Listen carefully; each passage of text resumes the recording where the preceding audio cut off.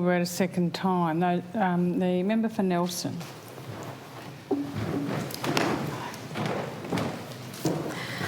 Thank you, Madam Deputy President. I rise to speak briefly on this bill. Thank you. Many thanks to those who've provided briefings and provided additional information and material for us in our consideration of the bill. Both the community stakeholders and the departmental staff, it's been really worthwhile given the size and complexity of the bill and the importance that we do our best to get it right. I appreciate that a great deal of work has gone into this bill. It's a major overhaul of the regulation and integrity frameworks for the Tasmanian racing industry, and certainly I don't think there's anyone lining up to argue that such an overhaul was not needed. Indeed, we've all been aware, I think, of the significant concerns over recent years in relation to both integrity failures in the racing industry, but also the very clearly held concerns that many in the Tasmanian community have, justifiably, about animal welfare standards relating to the racing industry and certainly to particular racing codes. Madam Deputy President, racing is an activity that is also heavily subsidised, as we know, by the Tasmanian Government and therefore by the Tasmanian people. And that in itself, I think, puts a significant obligation on the Government to appropriately regulate the industry and ensure that the highest levels of integrity are demonstrated and the highest level of animal welfare standards are upheld. Madam Deputy President, I recognise that there are many Tasmanians who are connected to or participate in the racing industry. I know it's in dispute how many, but certainly there are some. And many of those Tasmanians who are connected to the industry care about the industry, and they very much want to see the industry continue and thrive. I can see that and hear that when they speak to us about it. I think that those Tasmanians who do value the racing industry have been badly let down, is my observation, and probably on two fronts, actually, both by some other participants in the industry that have behaved with little integrity and with highly questionable commitment to humane treatment of animals, but also let down by the failures of an ineffective administration and regulation framework around that industry. So I think that that's sad for those Tasmanians who have a genuine and heartfelt commitment to the industry and want to see it continue. I think that that certainly has put that in jeopardy as a viable future. Madam Deputy President, I appreciate the detailed contributions made here from other members and thank them for that, outlining aspects of the bill and the reforms, the integrity framework in the bill, raising many associated issues, putting questions and bringing to this place concerns from many Tasmanians that have been shared with all of us and have been well articulated by other members' contributions. Thank you. I'm not going to repeat those matters in detail in my second reading contribution. I'm mindful that with a bill of this size and complexity, there will certainly be many more detailed questions on the bill, which we will have the chance to put in the committee stage should the bill be passed through to that stage.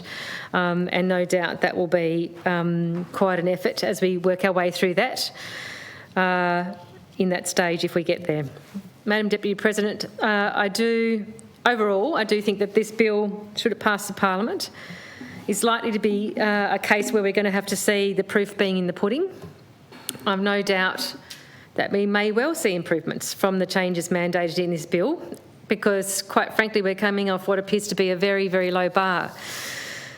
It is always interesting to observe reforms, waves of reform, and this is not just in this particular instance. We see it in all sorts of areas of governance where you have things being centralised and then things being devolved out, and you have things being brought together, things being split apart in these sort of ongoing waves and patterns. And it certainly seems to be what we're doing here, undoing something we've done previously and putting it together in a different way again.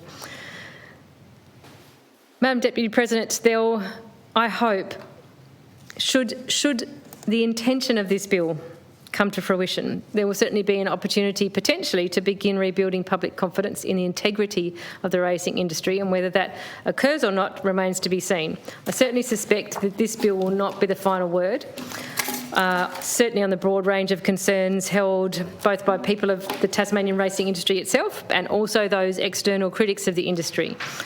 On a personal level, I do hold concerns about the future social licence of the racing industry and in particular the greyhound code in that industry.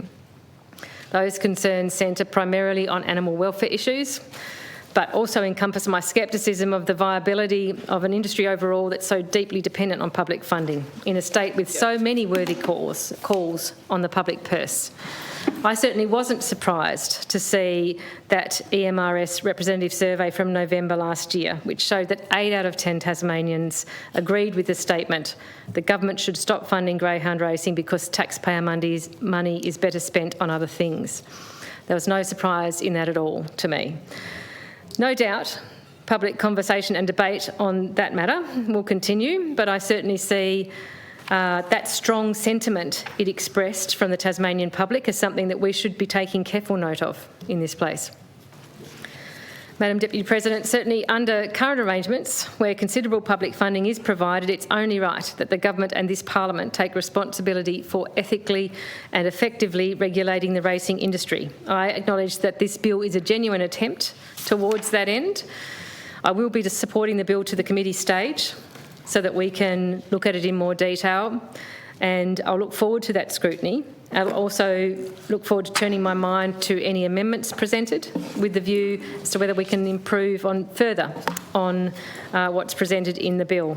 So again, my thanks to other members for contributions and for assisting us to connect with community stakeholders to hear more from them. Thank you to the department for the considerable body of work that's been done on the bill. It's a huge effort to bring forward to this place a bill of this size and complexity. So I acknowledge that, and I'll be supporting the bill into the committee stage. The question is the bill be read a second time.